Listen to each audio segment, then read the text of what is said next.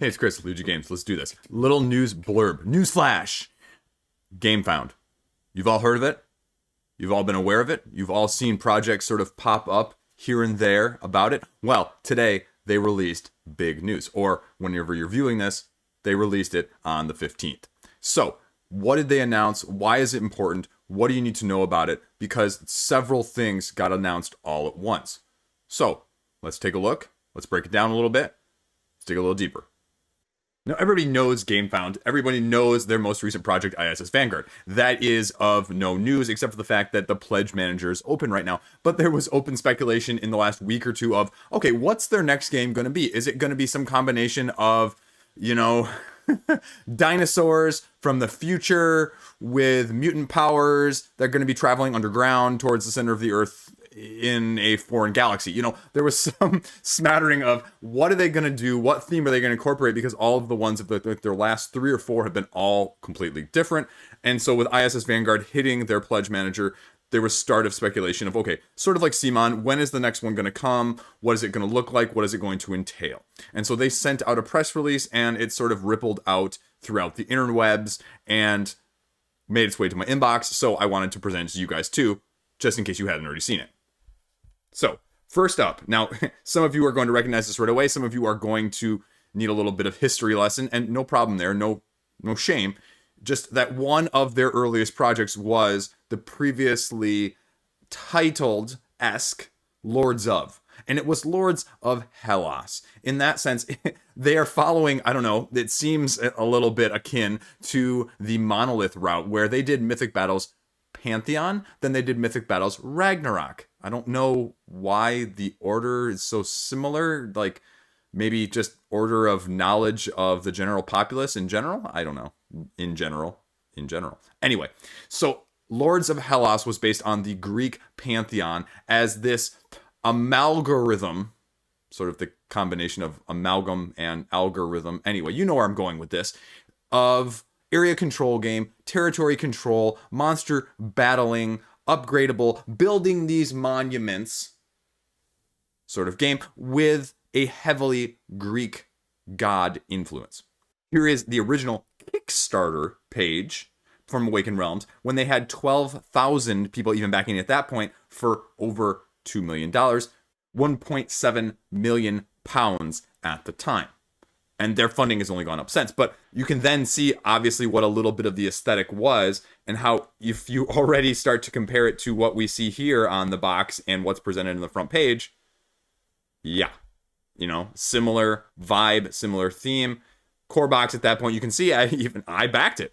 And I even played it. So you get free stretch goals. You get a whole bunch of stuff. This was... Now, I'm trying to remember if they had one bigger one before this.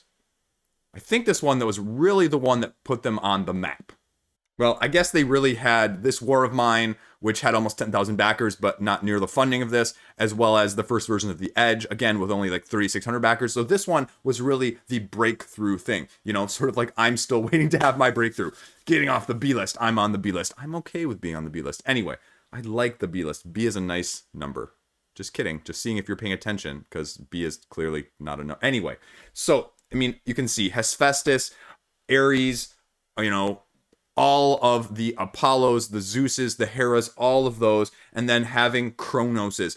So they went full pantheon on you in that sense.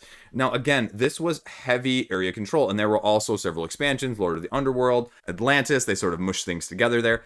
So it wasn't pure Greek in that sense. Heroes, monsters, Kickstarter exclusives, mini, area control, okay, see all of what you're getting. You can glance at it yourself, but obviously this was what you were getting into, a little bit of an adventure style battling, area control, PvE, PvP all rolled into one. And it was, and relatively is, well thought of nowadays. This was probably, as a non-area control person, the second or third game that I realized really in my depth that this was not for me. But again, that's a side note. It comes with a good pedigree, and now this is going to be the question, is you're mixing here, as opposed to the fantasy, Greek, a little bit of that side of things previously, you're mixing in more of the Nordic here with advanced technology. And they are definitely, you know, inventive and creative in terms of that stuff, as you can just see with the miniatures here. And the question is going to be, just like with the previous announced Unfathomable, is this really going to be a 2.0? Is this really going to be that much different? Or is this really going to be a complete, separate, yet equal game? You know, sort of a la Marvel United. You can make a very good point, and I would not necessarily disagree with you, that Marvel United X-Men is just the 2.0 version of Marvel United, and it's going to be that much better. And if you didn't have most of the stuff from Marvel United, the first one, you probably wouldn't be losing too much out. That is my concern with this one. I'm going to be watching it, again, close eyes on it, but as an area control game, I can already tell myself, unless you've made significant strides in the area control and the fact that it seemed to want to do so many things, and I didn't feel like, I just didn't like the complexity of it. It felt like it was trying to do too much, but that's my own personal opinion. I know a lot of people love it, but what are you going to make do different this time around? Now, Ragnarok is coming. Obviously, I would think you have to, if you're going to even mention Ragnarok, you have to have an element of Ragnarok in there, sort of like Blood Rage, where something comes down and goes smash, boom, blows it up. So again, what are you going to see? How are the monsters and the heroes going to be different? What is going to make this game stand apart? Why do I need Lords of Hellas and Lords of Ragnarok on my shelf if I am a fan of this? Choose your own hero, monuments, spiritual successor now. Okay. Is hopefully refining it, but it also says it redefines it. New mechanics and fresh ideas. Runes, take control of enemy monsters and get perks for conquering. So, I mean, it sounds very similar to me. And I'm, you know, obviously all of the big guys are going to, you know, the guys that have relationships with Awakened Realms, the guys that are getting all of the Awakened Realms stuff every single time, Quackalope and Board Game Co. and Rolling Solo, they're all going to get it. They're already getting like 2.0 copies of ISS Vanguard. So, you know, they're going to have it. They're going to play it. You're going to see their face all over this campaign page. Okay, so what is going to be different here? I mean, that was the other thing. It was not 120 minutes when we played. It is not 120 minutes. Definitely longer than that. Like all the Awakened Realm ones, if you can get in early, you get an expansion. Okay. And unique models. Their models are always terrific. That's never the issue. So that is what you need to know about Lords of Ragnarok so far. And this is just a matter of when rather than anything else. So I have to imagine it's going to be soon. They don't announce things that far off in advance. So, you know, what's going to happen with this? Is it going to overlap with any of the other large projects, the non-Awakened Realms projects? As we know that Six Siege, the Rainbow Six game, is going to be launching. Skyrim is sometime out in the near future. What is the time frame? How are those going to be differentiated? So it'll be interesting to see. Lords of Ragnarok. Next one up, and now this is another very, very interesting topic, and this could probably get a whole video of itself, but I'm going to sort of limit it here, and this is Master of the Universe Fields of Eternia. And the interesting thing is this is Archon Studios, because, and this is going to be the interesting thing, and you can see right here, this is the telltale thing right here, Awakened Realms, but see all these flags? See what's missing? North America is missing, because that's because CMON has the North American IP rights to Masters of the Universe, and that, I believe, is also the next CMON game coming out. So is this going to be like Primal versus Monster Hunter? You know, Masters of the Universe versus Masters of the Universe? Anyway, again, you know what I'm saying there, but is there going to be overlap? Are there going to be, you know, elements that one is going to look at and say, hey, we can do that, or we can do that better? We can do that slightly nuanced, differently. We're going to change our approach based on that. Now, I don't think either of these companies are going to look at each other and do that, but it's always interesting to speculate how much of the eyeballs of one company are on the other one, depending on which one goes first and which one goes second. And, you know, you won't be able to get it in North America unless you have somebody, a friend, import it, essentially. It's going live in 41 days, so that puts us, what, like the end of July? So I'm not going to break it down for you. You can figure out the math yourself, but that is essentially what it's going to be doing. Now, the question is going to be, what is going to be different here?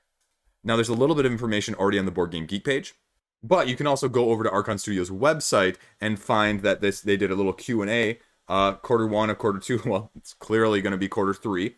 And, okay, great. Languages, nope, not at all. Room bound with Risk. And you can play either side. And there's going to be a lot of classics, a lot of special locations. Price, you know, they got an all-in. Concept of the gameplay. So this really doesn't tell me a lot so far. Now, skimming through this Q&A right here, it says all these fabulous secrets revealed. There's not a whole lot of actual detail. They give very brief, very vague synopses of what these are. You can see some of the cards. And even on the Board Game Geek page, they responded to a comment of what's the difference between your game and the one that Simon's going to come out? What's making your difference or yours more unique? And they say, well, you know what to expect with our game. Like, well, no, I clearly don't, because I'm asking that question. And then it's basically ignored the rest of the forum thread. But I mean, it talks a little bit about, is this going to be this sort of game? Is it going to be a little bit of campaign? It's going to take about 2 hours to play. There is going to be an early bird or an all-in bonus. It's not really area control. You're leveling up your character. It is story-driven, but they've also got a skirmish mode. They talk about there's going to be 12 in the base game, 30 trooper pawns as well. 2 factions in the core game. Planned factions, you can play at 3 factions at the same time. It's not a dungeon crawler. So, I mean, that's about the gist of what you can get from this Q&A section. I mean, obviously there's a little bit more that I'm, sort of skipping over, but that's essentially it. And when you go back to this page, I mean, there's nothing here.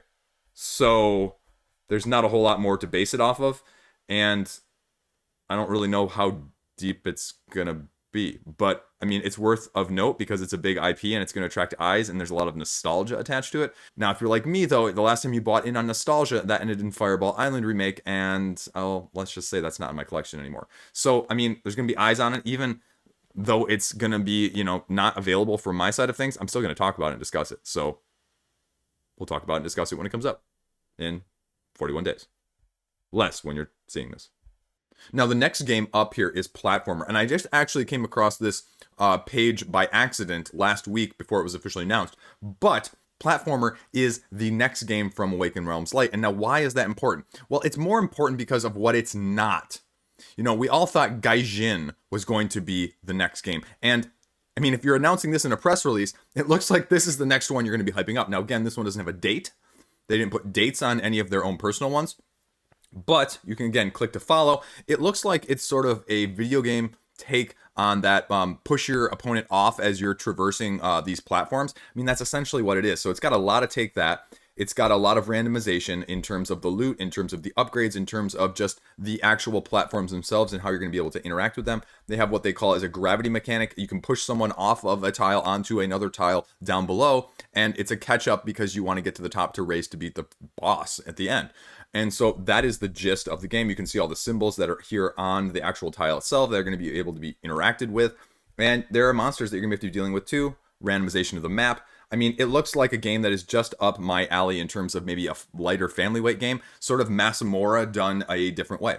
And maybe a more accessible way. Because even though Masamora was presented as that, it wasn't necessarily as accessible as I would have liked. Anyway, but that is what I'm looking at. So Awakened Realms Light, if you're looking for people to playtest this or put copies on the market in terms of eyes and videos, let me know. But again, I would be really interested to see this one because it sort of fits that gap of things that are a little bit lighter, but still a lot of fun and still really random and still chaotic. And I love that side of things. So again, be aware of it, follow it, you get a discount. So there you go. Now, I'm going to skip over this one and just mention it briefly because it is more of a tabletop role-playing game, but it is Vast Grimm, and it is going to be launching actually next month, so you can take a look at it. But again, there's not a whole lot of information on there apart from the art. So that's about all I know. If you want to look at more, you can maybe find other news sources as well, but I thought I'd just mention it because it's also in the press release.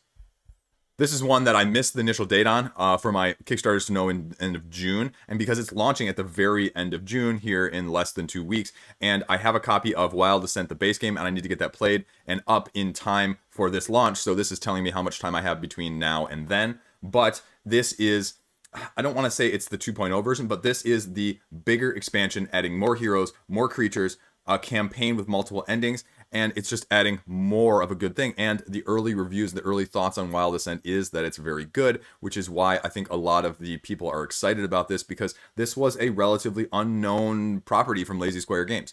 It was thought to be very ambitious, one of the first of the KDM lights that came out that have been the rage in the last 3 or 4 years. And it's also the prequel, if you will. Now, I don't mean that literally, but the prequel in terms of the game production, the game development, the potential of their next bigger one, which raised a ton of money as well, probably even just as much in the Pledge Manager, of Storm Sunder. And so this is going to be the follow-up on that, and they're striking while the iron is hot. They're striking on the hotter game platform, ish. And they are utilizing that to their extent. And now they've got a lot more information up on this page than they had previously. Again, if you're not familiar with Wild Assent, like I said, it is sort of the KDM light. You're going out, you're hunting monsters, you're building your little town, your civilization, you're upgrading it, you're upgrading your heroes, you're able to do skirmish if you want, you're able to follow through this campaign in terms of hunting and capturing monsters and, using their resources and all of that sort of thing. So if that is your ilk, this is definitely worth checking out, because obviously, there are going to be upgrades to this, and I think one of the biggest concerns and one of the biggest things they already announced was that the miniatures are going to be slightly different scale, I think. And so I think some people are a little bit put off by that, but I think this is also going to be a really good point to get people in on as well. There's going to be an early bird. There's going to be, a reprint of the previous stuff, and they just say, okay, we're going to make it better. So, core game. Expansion already designed. We're sending it out earlier, so you don't have to wait for the new stuff and to get the old stuff at the same time. The upgraded stuff right there, you can see. And again, the miniatures are awesome. It's never been the issue with these guys, and you can see all the variety that you're getting there. And then, okay, so what's actually going to be here? So more wild creatures, all this other stuff, the monsters, a lot of cool looking things, a lot of cool names to that stuff. In terms of equipment, in terms of scout cards, just a little bit of everything. And you can see just how far I've actually gone on this page is not very far. So these are just massive pictures. So this is Shadow of the Sylvestream. And again, it just looks like more of a really, really good thing. I'm hopefully, like I said, going to have that other review out. This is more of the new stuff right here with Lavon Rising. And again, this is, 77 miniatures, 2 extra large miniatures, and just a ton of stuff. Just tons and tons of stuff. Just looks, whoa, that is Aurelius Dragons. Okay, that looks awesome. So if you like the first one, I think this is going to be just a better upgrade to it. And I don't mean that, I mean that somewhat as a literal, but somewhat almost as a metaphorical as well, because, obviously, just like with Lords of Ragnarok, if you're going to streamline things, if you're going to learn from your mistakes, I'd hope that you'd see a lot of here too as well. Gameplay and overview, expect, I'm guessing, another Quackalope, another board game code, because this is one of the few that I've seen being advertised for the original Wild Assent. A few preview banners to link over to this page in the first place, unlike Board Game Geek, that have Board Games code. I rate this 5 out of 5. So I'm expecting that he already has a copy of this. I'm assuming, given how close it is, I'm assuming you're going to see him, Quackalope, and a few other people. Probably, I wouldn't be surprised if you saw the same cast of characters that utilized the first campaign, but who knows? I'm always intrigued by who gets it besides some of the very largest on these campaigns. So I like just looking and seeing who gets the chance. And it goes through what you're doing here, it goes through some of the workers and some of the places and all that stuff in the arena with the skirmish, and then the story-driven campaign. So again, it's going to be, there you go. Okay, so here's the old stuff. So, there you go. King of Average, Board Game Co. on the table. So, rolling solo. Huh. So, I would imagine, again, MVM, a lot of these same people are going to be having the other one. So, I would not be surprised if you start seeing videos for that pop up on social media, as well as all the websites in the next week. So, definitely be on the lookout for that, because you're going to be able to know a lot more probably before the campaign launches as well. So Lazy Square Games looking real hot there too. Speaking of striking while the iron is hot, Chronicles of Drunagor, probably the most hyped dungeon crawler that's come out in the last 6 months in terms of people wanting it, people being unable to get it. From Creative Games Studio, the Chronicles of Drunagor, the Age of Darkness, it's just hard to get at retail right now. So this is the follow-up massive expansion that expands the campaign with 16 more adventures. And just, again, sort of like similar to Wild Assent, it's just giving you more of a good thing. This is going to be launching in the middle of June, so you can already be aware of it from that side of things. You can guarantee that this one is going to be on my ones to watch for Q3, which will be a video coming out at the end of this month, as well as my ones to know in June. There's definitely going to be some overlap in those videos. I am going to make 2 separate videos for that. So if you're not already subscribed, if you've made it this far somehow into the video and have not liked this video or subscribed to me, definitely stay tuned, because I put one of those out every month as well. Things that you need to keep on your radar, if for nothing else, budgetary reasons. So again, this is going to be, save $13. You get this mini boss if you click follow beforehand.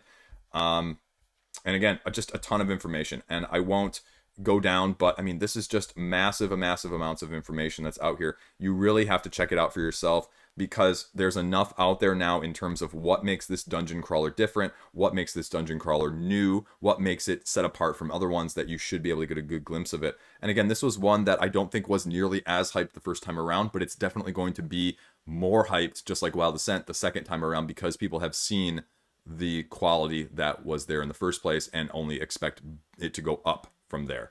So again, backer campaign, you're going to get 4 new chapters helping design it. So that's cool. I always like that. That is one of the things I really liked about Awakened Realms, that they do that. So I really appreciate that. And it is a little bit more transparency than always the fake stretch goals. So that's nice. Again, getting to design it a little bit, and then just talking about the narrative, talking about the setup, talking about streamlined, how to play essentially. And I think that's great. Again, few of the same people. And then it just goes through a little bit of everything, how to play. I like the how to play here. That's great. Community feedback on the Board Game Geek page. And then, there you go. So, again, same group of people, same core demographic, same interest. So, again, I'd love to get my hands on a copy of this to be able to show you guys more too, either the original or this one.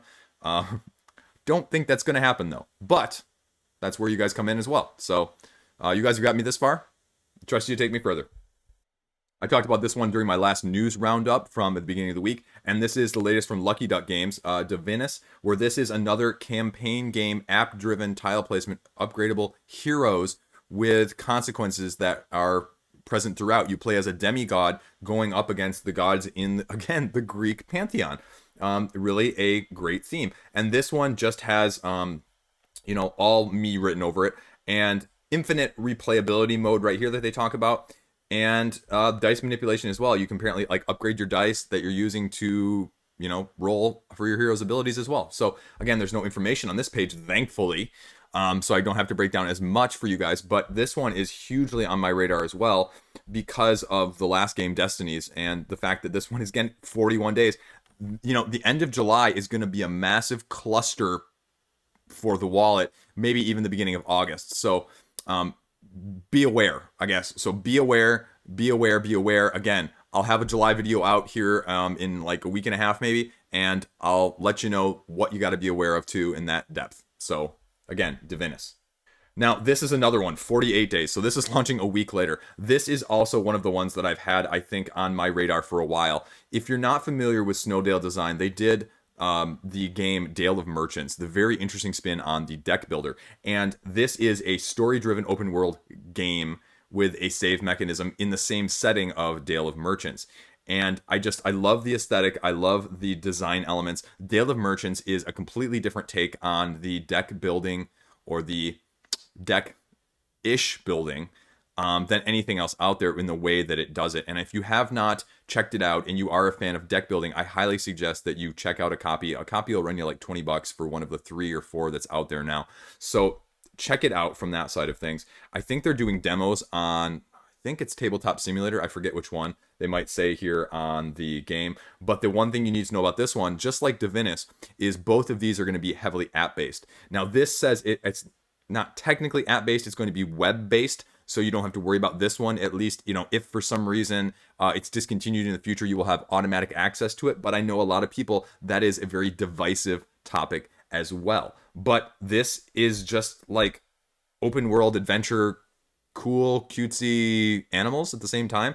So it just is cool. Acquire prestige, you're an adventurer, quest challenges, animal folk, wholesome journey to become a legend. I mean, it's a sandbox game that looks just fantastic. And again, I love this. I hope to be able to try it out beforehand, even maybe online. But it's going to be really interesting to see. So I'm excited by it. I'm going to be clicking follow on all these after this video is finished, because I'm not logged into Gamefound. Otherwise, you'd be seeing me click follow on pretty much all of these as well, right alongside of it. But again, highly recommend this one as well, that you check it out, as well as their other games. two more here. We got two more games here that they announced in the press release. And the first one up is Legend Academy from Eldorado Games. You may know them from the Island of El Dorado. You may know them from Windward or the Age of Atlantis, which is coming out soon. So they have, again, a well-established pedigree. And again, 41 days. So why are... I mean, I guess I don't understand, especially, like, you want, I guess, these to be spread out, but these are also going to be significantly overlapping. So is it going to be sort of like a Kickstarter page where you've got all of the ones currently running so you can look and you can see? Because that is probably the biggest detriment to Gamefound right now, that I just can't look and see, the upcomings or that style of things. Now, again, this is going to be outside my comfort zone, but again, I think it's worth following and checking out to see what Eldorado does differently here, because I think Age of Atlantis has a lot more overall hype potential, higher ceiling than several of the other games. And this is another take on things, a Euro-style competitive game with deck building, card crafting, worker placement, and dungeon crawling. And again, that is a very unique combination of things. So what is that actually going to look like? You're a folklore hero making your legend, and you're trying to do all of those things from famous tales, going on quests, saving villages, building a deck of skill cards, and just going. But you're going to have to train, you're going to have to attend class, and an exam to prove how well you've done that. So it's going to be really interesting. You see a little bit of the personal goal with the action tree or the skill tree here of what it's going to do, and a little bit of how you're going to be building your deck there. So that's it. That's all that's on here. So you're going to have to get a little bit more detail, but obviously there's a ton of time too, because there's 41 more days. So again, as a non-worker placement person, with the fact that you're throwing in dungeon crawling and deck building and card crafting, color me intrigued, because otherwise, I probably wouldn't have been intrigued. But this is one, again, I can't wait to see a little bit more in-depth information. So Eldorado. Anyway, last but not least, now I thought this was launching on the 11th. This was just when they announced that they were going to be on Gamefound. And so it is still 83 days away. I have actually sent a message to Portal Games, an email. So hopefully I'm maybe going to be getting a copy of this to be able to play beforehand, because again, this is another one of those where it's an economic strategy game, but it's got a theme that is super, super appealing to me in the sense of football. And I want to see what it looks like. This is one that I could see myself easily going either way on, or frankly speaking, not even liking, but appreciating the depth and the well thought out, well nature of the game in the first place. But I never know, and I think it's important to expand your horizons in this and not just get complacent in what we like and what we know we like. I think it sometimes broadens the appeal if you try stuff that's outside your comfort zone, because you never know which one is going to hit. And so that is what 11 is for me. And again, there is not a lot of information, but they talk about it, how much have you done this on your PC? Well, we're basically trying to make it into an economic game that you can play as a card game, where you are, the manager of a football team, and you are playing them through a season, a scenario, trying to do a certain objective, or just trying to get to the top of the league. And so you're managing the resources, you have a budget, you have fan bases that you're driving, trying to get more of them into the club, team spirit, and, form, depending on what you can do special ability wise during a match. Transferring players, if you're not familiar with any of the football over in Europe, transfer windows are huge things, huge amounts of money that are being passed along, and players are by far your biggest asset. So you're doing that, and then you're planning tactical portions of the match itself. So again, from an infrastructure side of things, from a climbing the league in terms of win-losses, this is trying to do it all. It looks like a solo as well as multiplayer. So again, it's going to be multifaceted. And I think that has to be highly appealing, especially as a solo gamer in this sense, because it looks like it's well suited. So again, that is about all we know of 11, but I kind of really want to try it because I think it's worth, something different. Whether or not I'm good at it is completely a whole nother topic, but that's fine. I'm bad at a lot of games that I enjoy. That's nothing new. But that is 11 from Portal Games. So that's it. That is the huge Gamefound press release from this week. Do you see anything that catches your fancy? How many of previous Awaken Realm games or previous Gamefound games have already caught your fancy? I've got a few in my collection. I've gotten rid of a few too. I've got a few coming as well. So, it's going to be very interesting. Now, I've only backed ISS Vanguard and Gamefound, so I'm full Kickstarter competition, but I also haven't seen a whole lot that's caught my eye yet. So these are definitely going to be much higher than a lot of the other stuff that has been previously out there. And so this is going to command a lot of attention. I'll be honest with you. Chronicles of Drunagor and Wild Assent are going to be hard for me not to back at this point. Hard not to back. Because I think they look that good. Now, do I need any more of those games? No, I need 0 of those games. I'm not able to play 3/4 of the ones I have anyway, but that hasn't stopped me yet. It probably won't stop me in the future. I mean, Primal All-In is so far in the past already. Anyway, you know what I'm saying. As always, thank you for watching this. If you liked it, again, shoot me a like, shoot me a thumb, whatever. More importantly, just watching this video, even throwing me a subscription is the best thing that you can do for me, and I really, really always appreciate it. It's gotten me this far. Like I said earlier, I wasn't joking, and only with your guys' support will I be able to get on some of these pages in the future, and I'd love to be able to do that, but it's only because you guys support me and watch me and deal with me and my rants, ramblings, and ravings. So, again, I really appreciate it. As always, have a great rest of the week. See you around. Stay classy.